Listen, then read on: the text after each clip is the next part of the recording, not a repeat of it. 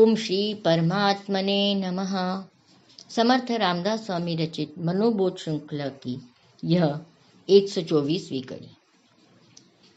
पिछले कुछ श्लोकों की तरह इस श्लोक में भी अलग अलग उदाहरण देकर समर्थ रामदास स्वामी हमें यह बताना चाह रहे हैं कि भगवान अपने भक्तों की उपेक्षा कभी नहीं करते।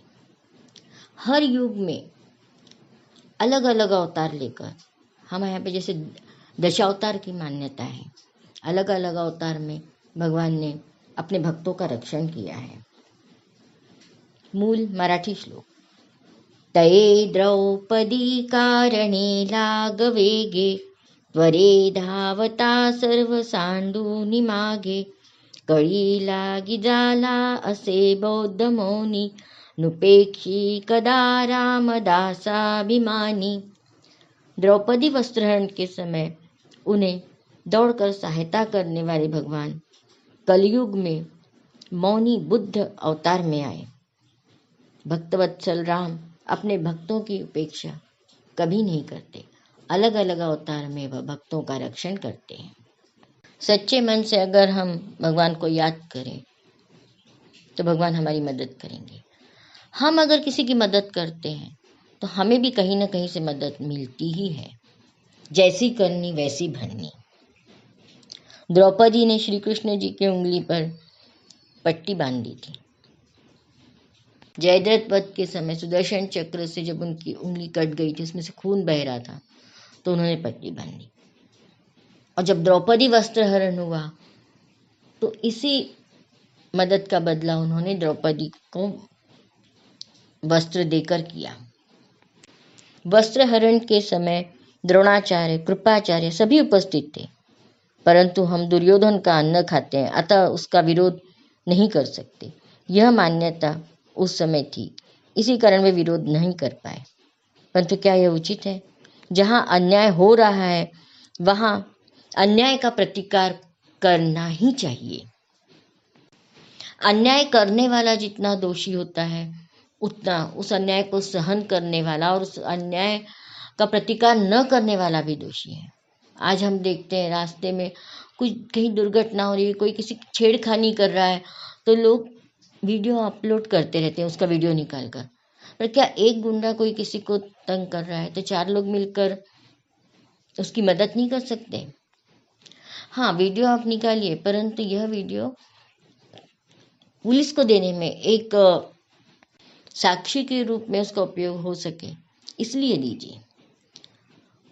और किसी का अन्न खाने के बारे में भी अगर हम कह सकते हैं कि अगर जहाँ अन्याय हो, कहीं अन्यायी है, बुरे काम हो रहे हैं, तो वहाँ का अन्न खाना ही नहीं चाहिए। अन्न का मन पर संस्कार होता है। सात्विक भाव से तैयार किए हुए भोजन से मन में भी सात्विक विचार आते हैं। मौन व्रत से भी हमें अपने आप को जानने की मदद होती है। हर परिवार में यह रिवाज रहना चाहिए कि दिन भर के क्रियाकलाप के बाद शाम को सभी परिवार 2 मिनट का मौन रखें और दिन भर में हमने क्या किया इस बात का चिंतन करें। कहाँ गलतियां हुई उसे सुधारने का प्रयास करें।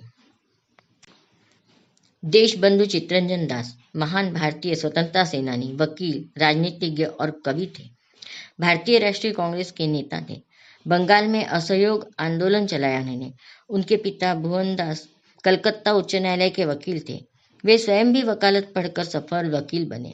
अलीपुर बम मामले में अरविंद घोष का उन्होंने बचाव किया था। स्वदेशी में विश्वास रखते थे, खादी पहनते थे। आज चाइना मेड वस्तुएं चाइना को अमीर बना रही है। हमारे देश की संपत्ति चाइना में जा रही है, क्या हमें इसका विरोध नहीं करना चाहिए? उज्जवल निकम ने अजमल कसाब का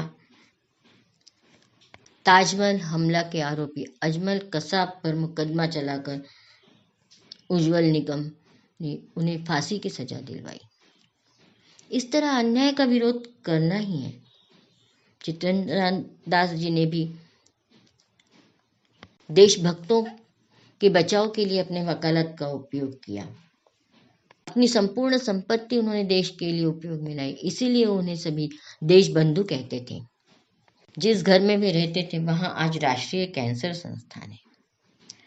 अनेक जगह पर हमें अन्याय होते हुए दिखता है। परीक्षाओं में पिछली बेंच पर बैठे हुए लोग कॉपी करते रहते हैं। आजकल तो वैद्यकीय जैसे पवित्र व्यवसाय में भी एंट्रेंस एग्जाम में पेपर बाहर आना, ऐसे गंभीर अपराध हो रहे हैं। क्या इसका प्रयोग उचित है? क्या इसका विरोध नहीं करना चाहिए? जो लोग ईमानदारी से पढ़ाई कर रहे हैं उनके ऊपर यह अन्याय नहीं है? तो क्यों ना हम भी प्रयत्न करें, जहां अन्याय हो रहा है जितनी हमारी क्षमता है उस क्षमता के अनुसार हम उस अन्याय का विरोध अवश्य करेंगे। जय जय रघुवीर समर्थ।